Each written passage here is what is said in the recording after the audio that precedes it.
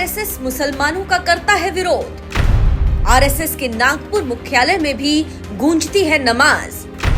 कौन है वो मुस्लिम जिसने आरएसएस दफ्तर में पढ़ी नमाज?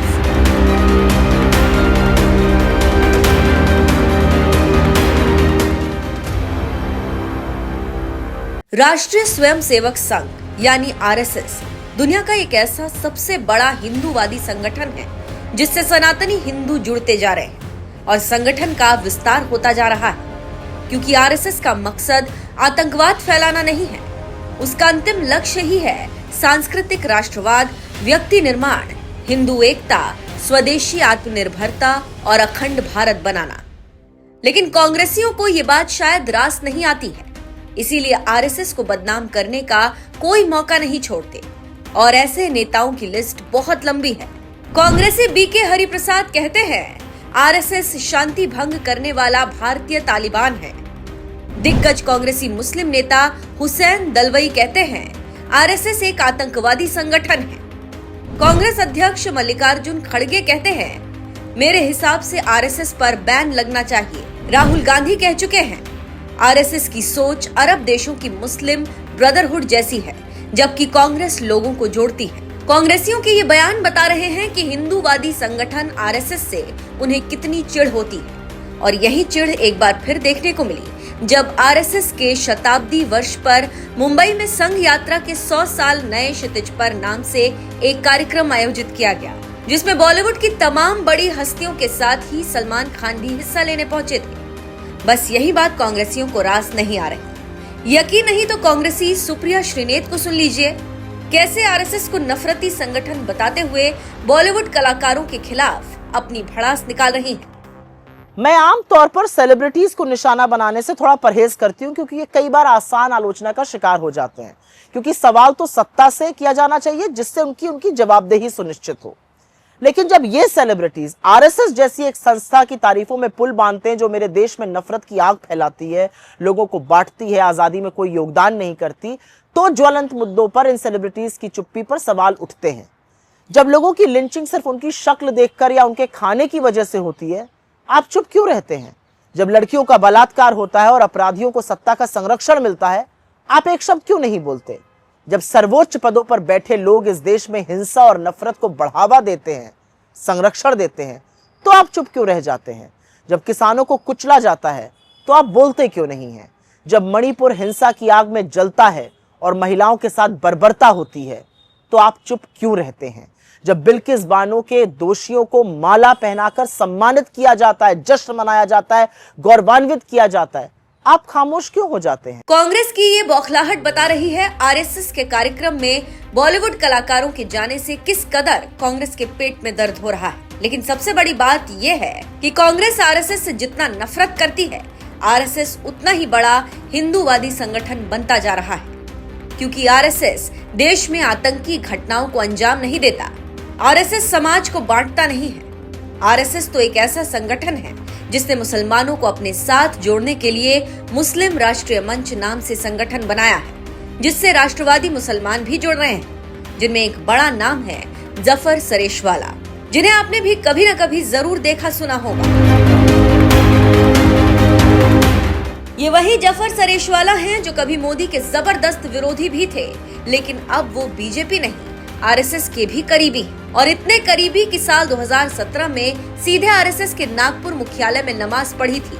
और खुद जफर सरेशवाला ने इस बात का खुलासा करते हुए बताया कि 2017 में नागपुर के रेशम बाग में आरएसएस का एक कार्यक्रम था जो सेना के लोगों के लिए आयोजित किया गया था। तब मोहन भागवत साहब के भाई मुझे निमंत्रण देने आए थे।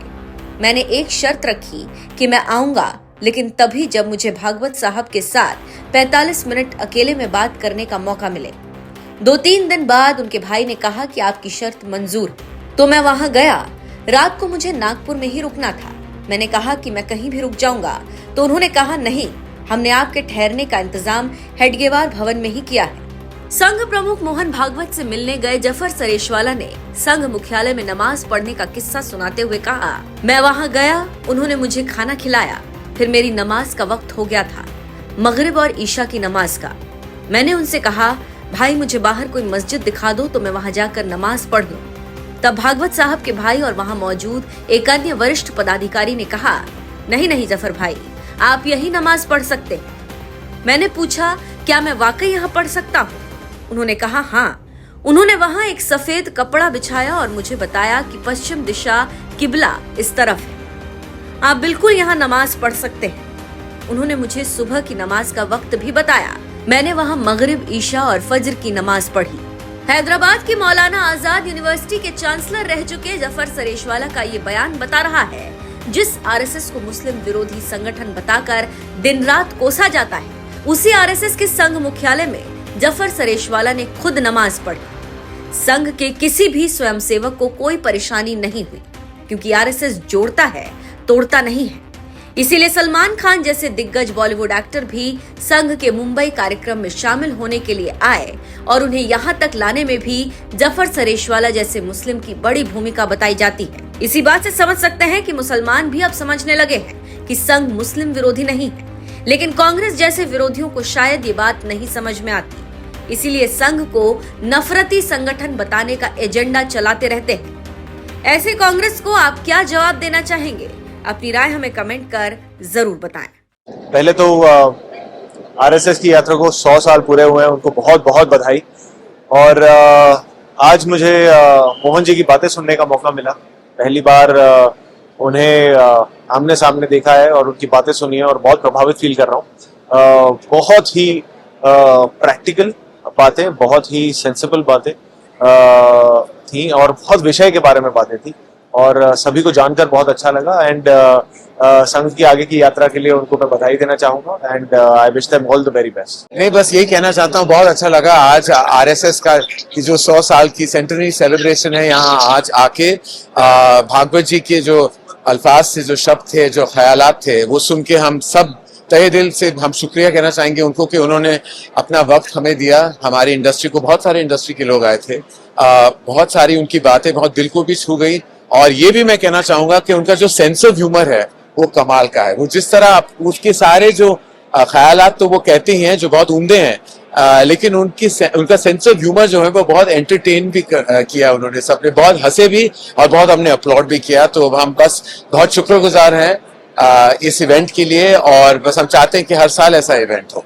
सबसे पहले तो इस शताब्दी समारोह पे सबको बहुत बहुत बधाई।